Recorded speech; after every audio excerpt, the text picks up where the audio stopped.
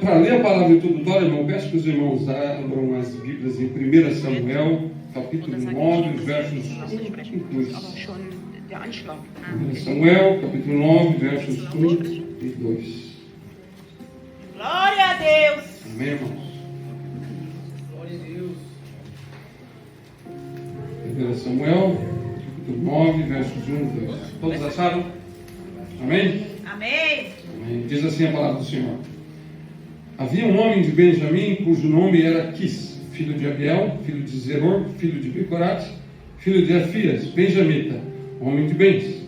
Tinha ele um filho cujo nome era Saul, moço e tão belo, que entre os filhos de Israel não havia outro mais belo do que ele. Desde os ombros para cima, sobressaía a todo o povo. Amém? Então, só começo, os irmãos podem se sentar no nome de Jesus? Vou fazer aqui para os irmãos uma pergunta retórica, só para os irmãos raciocinarem aqui. Não sei se os irmãos já pararam para se perguntar o que é pregar a palavra do Senhor. Se você for ver assim a palavra como está no português, pregar, é você pegar um prego, botar martelar aquele prego para fixar uma madeira, alguma coisa do tipo. A palavra do Senhor não deixa de ser muito longe disso, é algo que você coloca no coração, na alma da pessoa. Não é só Deus quem prega, o inimigo, infelizmente, também prega. Eu lembro que quando eu não entendia, eu tinha pregado uma vez só, eu fiz uma pergunta para o Senhor, que fiquei muito preocupado, eu disse, meu Deus, o que é pregar? Eu preguei a primeira vez, a segunda, preocupado, busquei o Senhor e perguntei, Senhor, o que é pregar, afinal de contas? Tem que ir lá pregar a tua palavra, Senhor, o que é? E aí o Senhor me instruiu a respeito das parábolas de Jesus. Ele colocou no meu coração a seguinte pergunta, eu fiz uma pergunta, mas ele me deu uma pergunta. Por que Jesus pregava através de parábolas? Não era só para que algumas pessoas não entendessem o que era para ser falado, ele dizia a profecia, mas para explicar através de uma história fictícia verdades espirituais. Eu não posso, por exemplo, contar a história do rico e do Lázaro e colocar lá o pastor Fabiano era um homem rico e o fulano Lázaro era outro fulano. Não, isso é uma questão de ética, uma questão de educação. Então, ele não inventava uma história mentirosa, ele criava uma situação, uma história para que aqueles que ouvissem entendessem. E ele pegava aquela história, colocava no contexto em que eles entendiam. É como se todos jogássemos videogames, então nós vamos falar usando o videogame para pegar. É mais ou menos isso. É só uma via de explicação. Então, a palavra que nós lemos no começo fala sobre Saul, o homem que foi chamado para ser rei. Eu creio que os irmãos conhecem a história, só para situar. O povo já estava, depois de muitos juízes que vinham liderando Israel, guerreando por eles. Os filhos de Samuel, quando Samuel ficou mais velho, eles começaram a andar torto, não obedeciam ao Senhor. E aí, os servos, os israelenses, se juntam a Samuel e falam assim, teus filhos mandam que nem tu. Começo de Samuel 8, capítulo 8, 1 Samuel. Teus filhos não mandam como você, Samuel. Levanta então um rei sobre nós para a gente ser igual às demais nações. Queremos ser igual às demais nações. Aquilo doeu no coração do profeta, que disse, não, meu Deus, vocês estão rejeitando a Deus, porque Ele é que é rei em cima de vocês. Não sou eu, não é os meus filhos, mas é Deus o vosso rei. Não, nós queremos rei, queremos rei, queremos rei. Fizeram bater o pé lá, igual criança birrenta. Eu quero. Ah, tá bom. Deus falou assim, não é você que está aí, não sou um amigo. E aí, Deus escolheu um homem. O povo queria um homem, mas quem escolheu esse primeiro homem foi Deus. E aí nesse verso que nós lemos aqui, está a descrição de Saul. Eu creio que todos conhecem a história de Saul, a história de Davi, os maiores detalhes. Mas eu quero citar aqui primeiro o seguinte. Vocês viram aqui nos versos que nós lemos, que eles dizem que ele era um homem moço, era jovem. Então, a pessoa jovem normalmente tem uma compostura física melhor. Fala que ele era bonito, o cara era bonitão. Ele tinha do ombro para cima, ele era maior que os outros. Então, eu tenho 1,83, então o homem tinha 1,90. Era um monstro, com todo respeito à palavra. Naquele tempo, eles viam o quê? É um guerreiro. Isso não é uma pessoa qualquer que Deus está levantando. Não, é um guerreiro. Se botar inimigo aqui, ele vai passar todo mundo na espada. Porque era essa a petição do povo de Israel. Eles queriam alguém para lutar por eles. Eles não queriam lutar, eles queriam alguém que dissesse, não, deixa comigo, tem um soldado, eu resolvo. É isso que eles queriam. E aí ele levantou um homem com essas características que quando o povo olhou, disse, poxa, esse cara é rei.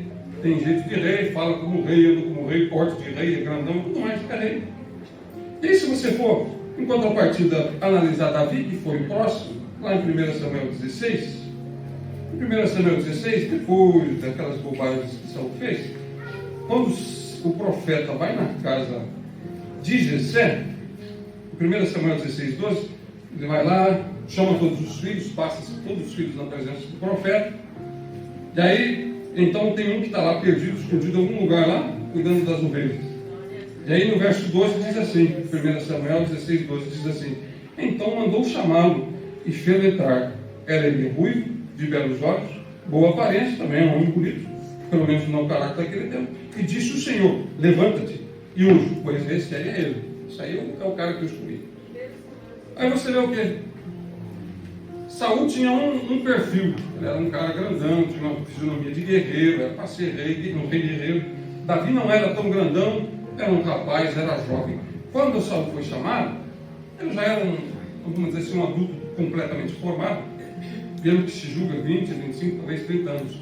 Já era um homem maduro em si, na questão física, para lutar, para ser guerreiro mesmo, para poder liderar o povo. Davi ainda não, 14, 15 anos, era um jovem que estava lá cuidando das ovelhas. Mas os dois têm características semelhantes, porque os dois agradavam aos olhos, a palavra está falando, eles não eram pessoas. Quando digo que feia, eu não estou entrando na questão da verdade, eu digo que são pessoas que você olha assim, poxa, eu gostei dessa pessoa. É uma pessoa agradável, tem um jeito agradável, tem uma atitude agradável, tem alguma coisa nessa pessoa que agrada. Entende?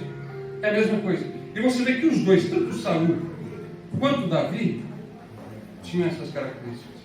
Só que, quando Saul começou a história dele, ele estava lá, buscando as jumentas que estavam perdidas. Davi estava cuidando das ovelhas. Mas ambos eram simples. Tanto é que tem uma passagem aqui no capítulo 12, no final do capítulo 12, que quando o profeta Samuel, vai ungí-lo, aí ele fala assim, é no capítulo 13, ele fala assim: quem sou eu para que tu me trates dessa forma? No capítulo 13, 1 Samuel 13,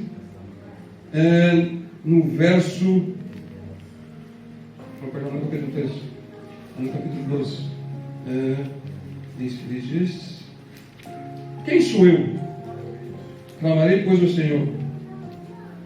Perdão, eu perdi o verso de irmãos. Mas no verso ele diz assim: quando Samuel se chega a ele, chama ele para a presença dele, porque eles tinham perdido as ovelhas, os jumentos, e se chega a ele, ele fala assim: nós não vamos comer enquanto vocês não estiverem aqui. E ele fala assim: quem és tu? Deus não deu tudo, entregou nas suas mãos? E você de ser o rei? E aí ele fala assim: ei, por que tu fala assim comigo? Eu sou o menor da minha família. A minha família é a menor das famílias de Israel. Por que você fala assim comigo?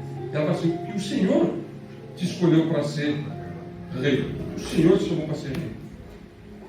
Qual é a lógica disso? Primeiro, seja eu pregando, seja o pastor pregando, sejam as irmãs que louvam. Eu não sei se os irmãos já ouviram falar do Billy Graham, por exemplo, é uma pessoa que eu conheço visivelmente em vídeos, eu digo, pregações. Um homem muito conhecido no mundo, mas ele não é Jesus. Eu não sou Jesus. O pastor não é Jesus. Nós não somos dignos de nenhuma glória. Nós não somos dignos de nenhum louvor. Nós não estamos aqui para sermos adorados, para sermos olhados como, não, esse aí é o cara. Não, o pastor é o cara. Não, a mulher do pastor é a irmã. A pastora, não tem isso, não existe. Essa casa não tem espaço para isso. Jeremias 29, 24 diz: você vai se gloriar, se tu vai se achar de uma coisa, então se acha que você conhece a Deus, você conhece a palavra do Senhor. É Deus. A glória é dele. A palavra é dele. Se ele não botar a palavra no coração daquele que vem pregar, quem for, não tem pregação. Se ele não tocar no coração da vida de uma pessoa para dar um testemunho, não tem testemunho, não tem história, não tem impacto do Senhor. É Deus. Então, se a gente sofre, se a gente padece, se a gente vence, é por causa do Senhor. Mas quando a gente vem testemunhar, não é para que se diga: poxa, essa pessoa é isso, nossa, porque aquele aqui. Não estamos aqui para agradar os olhos de ninguém. Aleluia. Seja quem vem aqui na frente, quem está ajudando, não importa. Nós não estamos aqui para agradar ninguém. Aleluia. E eu não digo isso para que os irmãos criem uma ideia, não. É para que os irmãos entendam que seja quem está sentado, como quem está aqui de pé, quem está ministrando, quem está dirigindo o culto, somos todos iguais. Nós todos temos a honra de servirmos a Deus. Não importa se a nossa família é pequena, se saímos lá do fundo de um buraco, não importa. Foi um Deus poderoso que nos escolheu, nos tirou daquela situação, lavou, tratou, limpou, cuidou, Glória a Deus. fez o que fez e nos transforma. E não é para que se diga, nossa, olha só que pessoa, não é para que se diga, está vendo? Deus pega aquele que não presta, aquele que não vale nada, está podre, está estragado e transforma. Limpa, tira as feridas e depois as pessoas que falavam palavrão não falam mais. Quem falava de qualquer jeito não fala mais. Quem andava de qualquer jeito não anda mais. As pessoas vão olhar e vão dizer, poxa, isso aí tem alguma coisa do que é. E isso não se pode ter dentro da igreja. Irmãos e irmãs que olham por uns aos outros e julgam os outros os superiores. Assim como não se pode ter dentro da igreja irmãos e irmãs que julgam os outros inferiores. Quer ver uma coisa muito curiosa que eu... É só perguntando para Deus, eu não sei o que se passa. Eu escutei um pregador falando isso, eu concordo 100%. Vocês estão livres para discordar. A maioria das pessoas que Deus parece que gosta do louvor daquelas são aqueles que estão com o pior aos nossos ouvidos. Nós somos que cantam bonito, que no mundo está cheio de astros, está cheio de gente, tudo que é livre. Mas eles não estão louvando o Senhor. A eles não é dada essa honra de poder estar na casa do Senhor. Estamos aqui sobre um tatame. Você veja só, irmão. Nós estamos aqui sobre um tatame.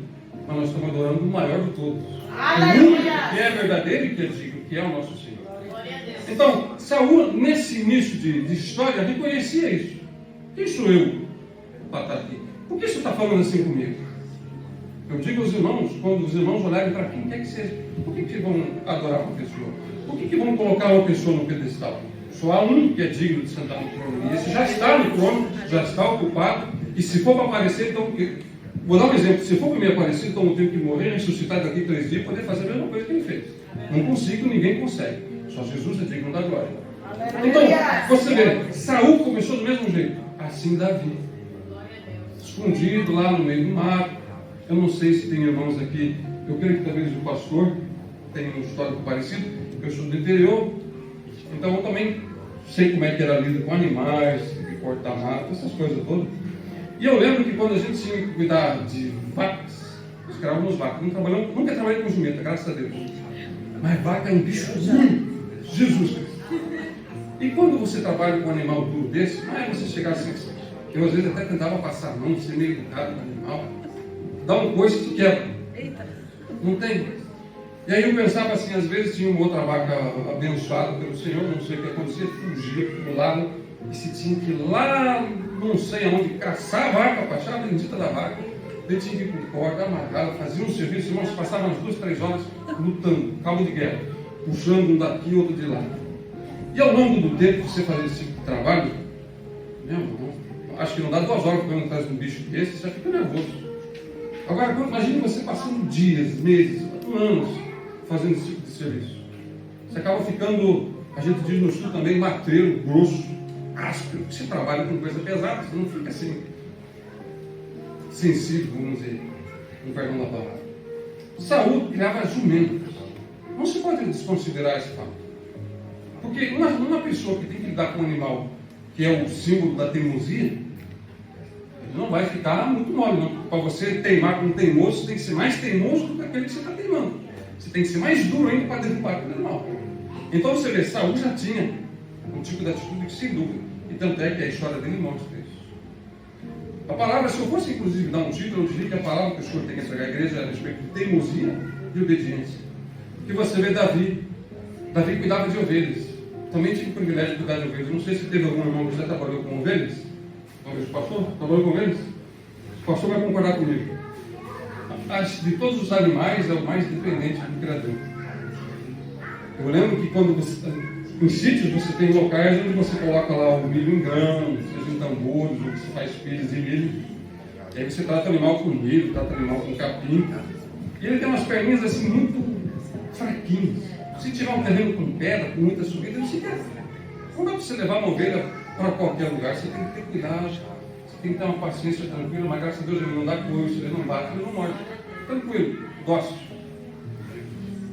Davi estava acostumado a lidar com um animal muito mais sensível. Não dá para excluir isso também na história dele, que isso não acalmou. Tudo que Deus coloca na nossa vida tem um propósito, tem um objetivo. Não é porque a palavra não deixa claro isso que eu digo. Mas você vê que se esse detalhe está ali, é porque não é em vão. A palavra do Senhor não é em vão, não tem uma vírgula, não tem um ponto, não tem um acento que seja em vão.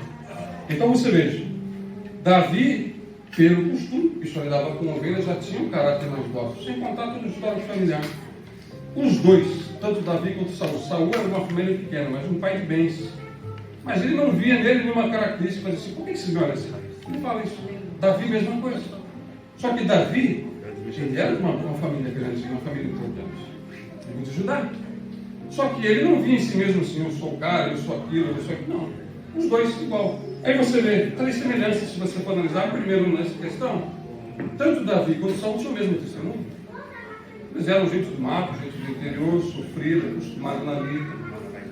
O mesmo testemunho. Deus tirou duas pessoas do fundo do buraco, duas pessoas que ninguém nunca ia saber o que era, nunca ia descobrir o que era. Quantos de nós não estamos aqui em Berlim e tem muita gente que não conhece os irmãos? E se não fosse Deus, nunca conheceriam aos irmãos. Por que eu digo isso? Porque no momento em que a alma do Senhor crescer, aqueles que se mantiverem obedientes, limpos, buscando-os, vão ser transformados de tal forma que Deus os há de usar como instrumento na mão do Senhor. Mas Deus não usa um instrumento sujo, porque se uma pessoa começa a se achar, levantar um nariz e achar que tem alguma coisa, com todo respeito, não vai ser usado para nada, vai cair. O coração ainda está corrompido e Satanás consegue dobrar. Aí uma pessoa que é manipulada pelo Satanás, ela não escuta mais a voz do Espírito Santo. Ela não recebe mais a palavra de Deus para ser entregada, ela não aplica, ela não se dedica. Deus morreu para ela. E aí, quando a pessoa vive para a carne, eu vou dormir, eu vou fazer qualquer outra coisa, eu já conheço a palavra na tua cabeça, faz. Eu não preciso mais ler, eu não preciso mais orar, eu já sei a palavra. Morreu. É um zumbi. Esse não sabe como é nada. É só ou Deus faz uma visita e volta dessa pessoa ou acabou-se. A história dela morreu. E nesta igreja, considerando o evento que vem semana que vem, irmãs, em maior parte, não é em vão. Esse evento não é em vão. Assim como os próximos que virão, não é em vão. Essa igreja não é em vão. Não é a Bom Pastor que salva. Ninguém vai fazer uma oração em nome de Jesus, em nome da Bom Pastor, eu expulso o demônio. Não, em nome de Jesus. Mas essa igreja precisa manifestar Jesus. Porque quando escuta uma palavra aqui, não pode ir para casa resmungando, xingando, com o coração cheio de maldade. Como que Deus vai agir na vida de uma pessoa que não consegue olhar para o coração? A palavra não é para os irmãos lá fora, é para os irmãos que estão aqui dentro. E assim também para mim. Eu recebi essa pregação. Então, para mim também, abrir os meus olhos e entender. Eu não vim para somar na igreja, embora a minha função seja necessária. Eu não sei bem o que Deus vai colocar no coração do pastor. Mas eu não sou mais que ninguém. E ninguém mais que ninguém. Eu estou mais aqui, assim como todos, para receber do Senhor. Infelizmente, nós entregamos o nosso culto ao Senhor, mas nós somos tão falhos, tão estragados, que se não fosse Deus, se tirar Deus de qualquer um de nós, que sobrar isso, com todo respeito, que sobrar não parece para mais nada. Ou o Espírito Santo está na pessoa, ou acabou-se. É fácil. Simples assim, acabou-se. Então, todos nós temos um testemunho similar. Ninguém aqui nasceu da glória, veio na glória, tudo na glória, nunca pecou, não. Todos temos um passado estragado. Todos fizemos coisas das quais nos envergonhamos.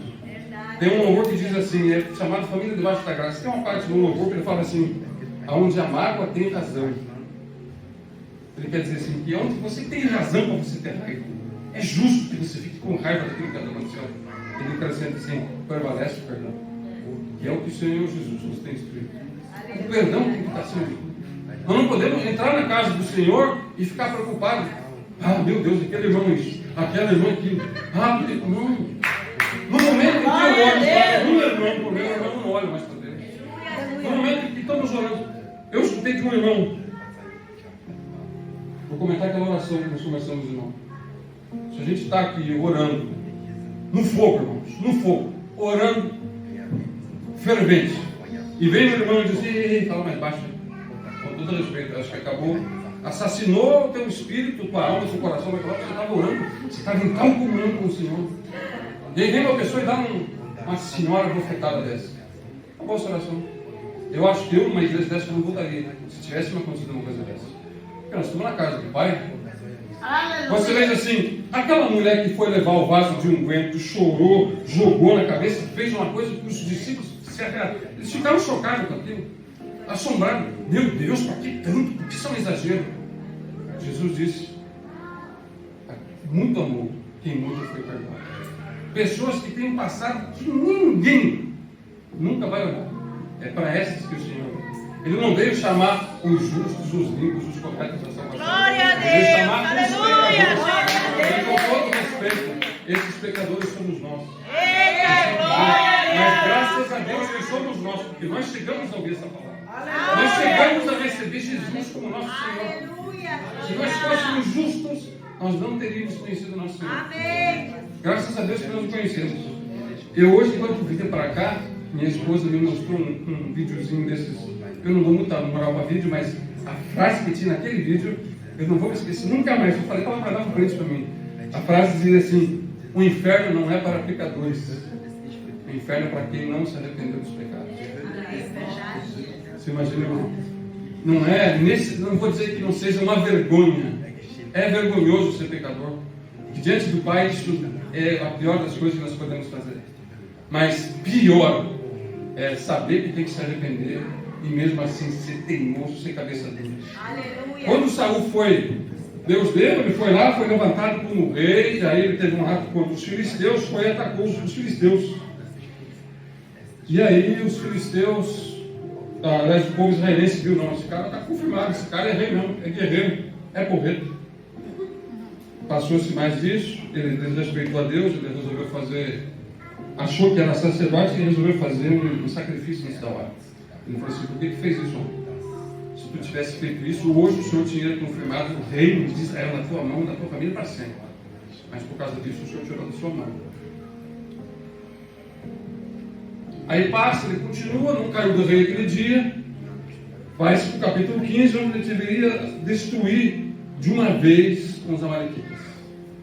Deus diz assim nessa passagem, no começo do capítulo, que ele se lembrou do que os amalequitas tinham feito para Israel. Deus não esquece, mas é uma figura de linguagem. Não, hoje é o dia que vai vir o julgamento desse povo. Saul, avisou Samuel dá ordem, Saul pega o povo, os soldados, mata todos. Tem gente que se escandaliza, que meu Deus assassina. Paulo é Bíblia, com todo respeito. O Senhor não tolera pecado. A questão daquele tempo era outra. Mas ali foi mandado o quê? Mata todos. Acaba com tudo, mata os animais, mata as crianças, limpa a raça desse povo, não vai ter mais ninguém.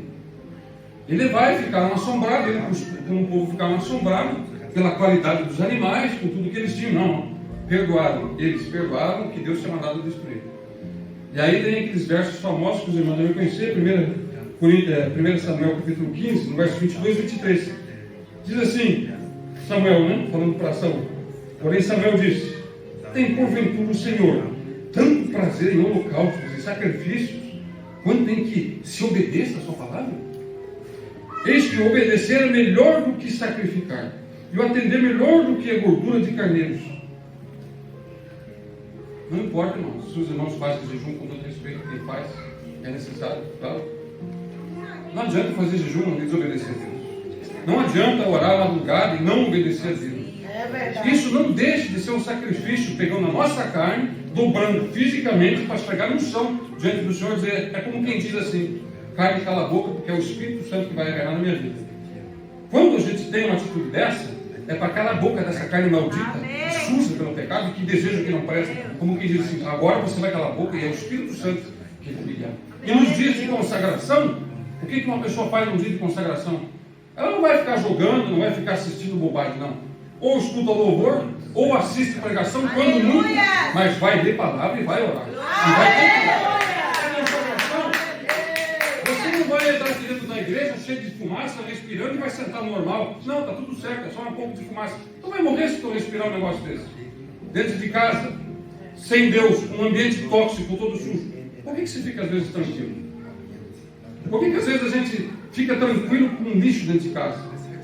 Uma coisa é você não saber necessariamente algumas coisas que são malignas, consagradas ao maligno, isso eu entendo. Ignorância, no bom sentido da palavra, é uma coisa. Outra coisa é eu saber de bom grado que não presta e eu continuo praticando. E não é, a gente fala de adultério, a gente fala de assassinato. É muito fácil uma pessoa deixar de assassinar, mas é muito difícil uma pessoa delegar uma porcaria de um cigarro, um pedaço de papel desse tamanho, enrolado com os negócios no meio. É muito difícil. Tanto que tem um monte de gente que fuma 30, 40, 50 anos, morre e não larga desse pedaço de papel. Gente que não consegue deixar de olhar desejando homens e mulheres em ruas, em sites, em mídias sociais. Tanto é que a propaganda hoje em dia principal é em jogo de criança.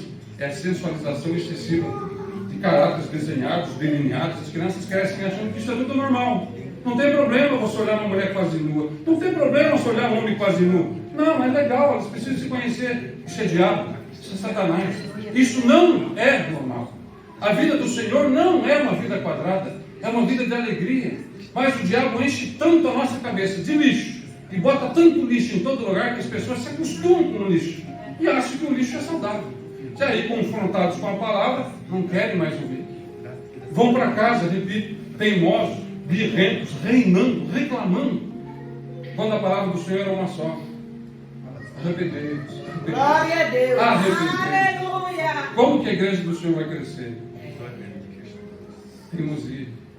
Agora você vê, quando Davi é chamado, Davi sendo chamado, no capítulo, esse eu preciso achar, que eu fico assombrado quando Davi, ele é chamado, ele está lá para servir, ele matou Golias, derrubou Golias, glória a Deus. 1 Samuel 18, o capítulo, o verso 5, perdão, capítulo 18, verso 5. 1 Samuel 18, verso 5 diz assim: saía Davi, aonde quer que Saul enviava, e se conduzia com prudência, de modo que Saul pôs sobre tropas dos seus exércitos, e era ele bem quisto. Em outras traduções diz de novo, ele era prudente, ele era bem desejado, de novo, de todo o povo, e até os próprios servos, os escravos de Saul gostavam de Davi. Irmãos, os escravos, eles não tinham uma vida boa. Os seus israelenses normal não tinham lá uma vida muito boa, um escravo, nem lá, nem hoje, nem nunca vai ter uma vida boa.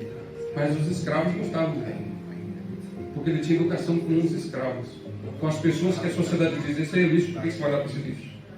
Mas ele não olhava para a pessoa como um lixo. Não, é filho do Senhor, é uma filha do Senhor. Quem tem autoridade para tirar, remover uma alma da igreja? Se não Deus. Se nem Deus disse para se remover o joio antes da hora, quem somos nós para fazer uma coisa dessa? Glória a Deus. Porque não é a intenção do Senhor criar descaso, mas ter união. Se você vai lá para Gênesis e você vê lá depois do dilúvio, Nimrod e ele reuniu todo o povo lá e resolveram construir a torre de Babel. Não tinha o nome de Babel, depois foi chamado de Babel por causa da confusão das línguas, e ele uniu o povo. E aí Deus, é o próprio Deus que fala na passagem, e ele desceu, vamos descer, vamos olhar o que esse povo está fazendo, porque esse povo é comum. E nada agora vai ser possível para esse povo. Deus está dizendo que num povo que não tem Deus, se tiver união, não é mais nada possível para o povo. Muitas coisas hoje têm sido desenvolvidas no mundo sem Deus, porque infelizmente os filhos do diabo eles estão unidos. Eu falei isso na última pregação, e enquanto Deus falar, se eu tiver que repetir as mesmas pregações com todo respeito, eu vou repetir, porque eu sirvo ao Senhor, eu obedeço ao Senhor. Porque assim como eu repito que eu fui instruído, assim também eu sou instruído. E a ordem do Senhor é a mesma para todos. E isso é para que todos entendam que não há nenhum acima de ninguém. É exatamente isso. Mas nós temos que ter união entre nós.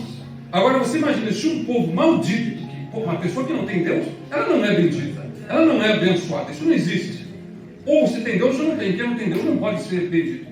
Pode parecer próspero, parece que tem vida boa, parece um monte de coisa. Mas eu prefiro viver na miséria e ter Deus, porque eu sou abençoado com Glória a Deus. e assim somos nós. Agora você imagina, se nós, na presença do Senhor, somos unidos.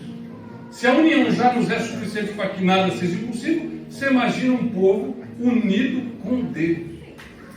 Deus. Nada é impossível, Senhor. Nada é impossível, Senhor.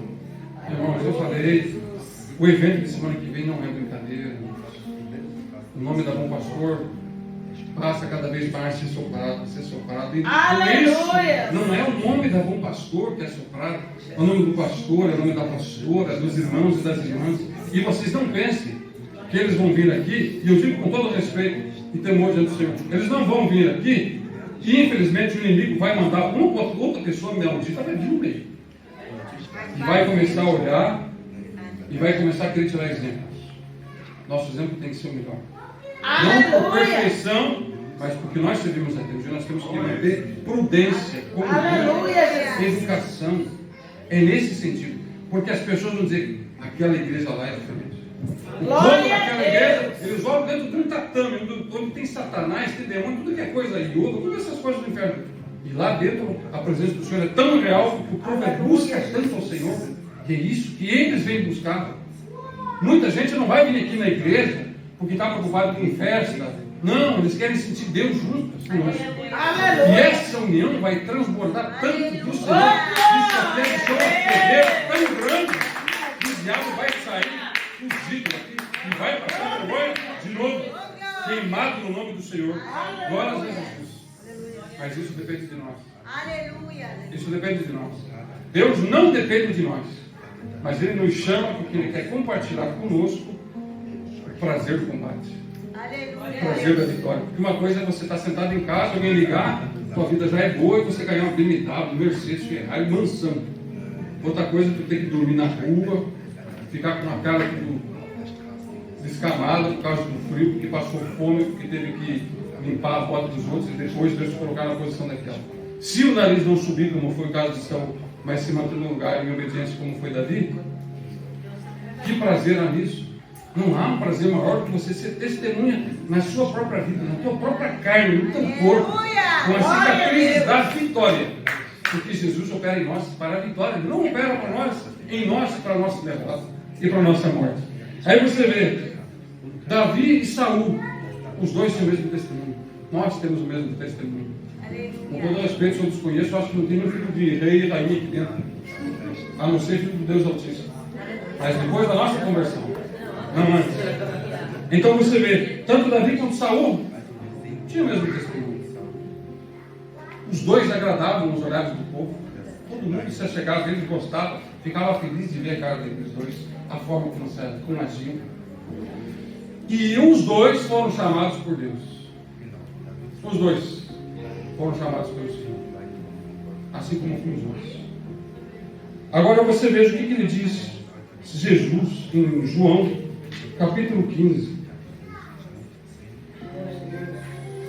João, capítulo 15, ele está ali citando sobre a videira, que do verso 1 por diante, eu vou ler do verso 1 até o verso 4. João 15, do verso 1 ao 4, diz assim: eu sou a videira verdadeira. Isso é Jesus.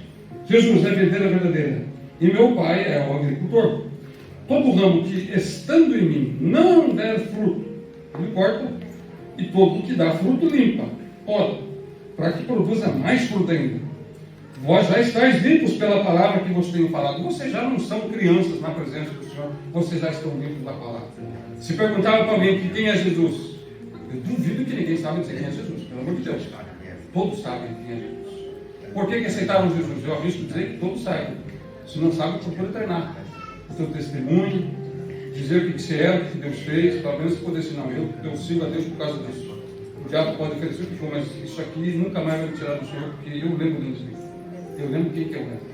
Isso não pode ser dos irmãos. Aí ele continua: vós já estaremos pela palavra que vos tenho falado. Você já conhece a palavra do Senhor. No 4, permanecei em mim, e eu permanecerei em vós. Como não pode o ramo produzir fruto de si mesmo, se não permanecer na videira, assim nem vós os podeis dar, se não permanecerdes em mim. Como nós vamos dar esses frutos? Como nós vamos dar essa amostra? A prova de que nos mostra que o Senhor tem uma obra na nossa vida é Filipenses 1,6. Aquele que começou a boa obra, a aperfeiçoará até o dia de Jesus Cristo. Aleluia. Uma obra não começa sem autorização. Ninguém entra num terreno baldio, invade, toca o terror, constrói muita coisa. Se construído, de uma hora cai. Você vai na prefeitura, vai no Amtsgericht, no Bürgeramt, não sei direito naquele lugar, você pedir uma liberação dessa. Aí vai lá, apresenta todos os documentos, consegue a liberação e começa a construir. Se o ser humano faz isso, não é Deus que faz isso. Deus não entra na tua casa, quebra a porta, quebra a parede, hoje eu vou te encher do Espírito Santo, toma do Espírito Santo. Não. É só precisa dizer sim, Senhor. Eis-me aqui, Senhor. Foi louvado, inclusive. Isaías 6. Eis-me aqui, Senhor. Seja feita a tua vontade, assim na minha vida como no céu. Eis-me aqui, Senhor. Se é para a vontade do Senhor, então eis-nos aqui, Senhor. E eu tenho esperança de que os irmãos abram isso. Não vão para casa, pelo amor de Deus. Eu não sei o que se passa e não quero saber. Mas em nome de Jesus, A obra do Senhor nessa igreja já começou. Se tem irmãos que têm dúvida que ainda vai começar, não vai começar, já começou. A obra já começou há um bom tempo atrás. E Deus já tem separado essa igreja para uma obra.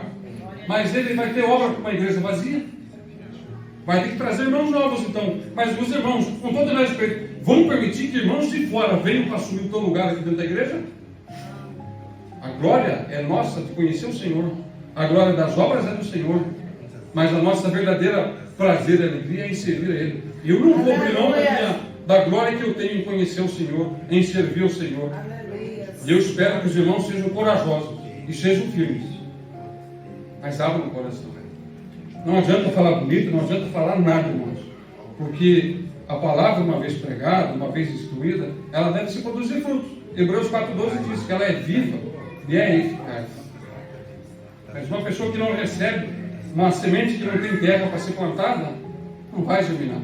É o teu coração, é a tua vida, é daqui para fora, lá na tua casa, é que você tem que fazer essa planta germinar. E quando germinar, irmão, em nome de Jesus, será que tem que cair fogo do céu agora, para provar que no futuro Deus vai agir nessa igreja?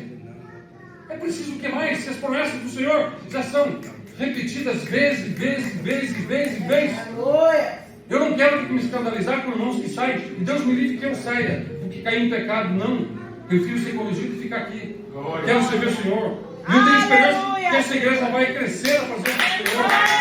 Esse testemunho que tratamos vai servir lá na frente para dizer: nós começamos lá, ó, dormindo em rua, ajuntando o tatame, limpando, correndo, que nem doido. Mas lá o Senhor já tinha iniciado a obra. E semana que vem é o nosso testemunho de vencedores na presença do Senhor. Nós não somos fracos e perdedores, como o diabo quer que repita. Porque é o Espírito Santo que está em nós. Deus não perde batalha, Deus não perde nada. E se Deus não perde nada, por que tem gente perdedora? Abra a mão, receba o que Deus quer te entregar e vença. Chute a boca, a cabeça do inimigo, os quintos dos infernos com Satanás. Mas aqui dentro não pode ter espaço para isso. A glória do Senhor há de se manifesta em nossas vidas, irmão. Em nome de Jesus, o dia que nós vermos, enfim, a glória dele nos céus, e nós formos, enfim, o Senhor, que tem servido a mim. Você não pode ser louco para abrir a mão da presença do Senhor, irmão. Você não pode ser louco para perder a oportunidade de servir Deus agora. Não é dentro de uma igreja gigante com ouro nas paredes. É aqui. É aqui que o Senhor está. É aqui que Ele virá. É aqui que a obra começou. E você está aqui, irmão. Saia daqui para me mostrar a palavra de vitória do Senhor para a tua vida.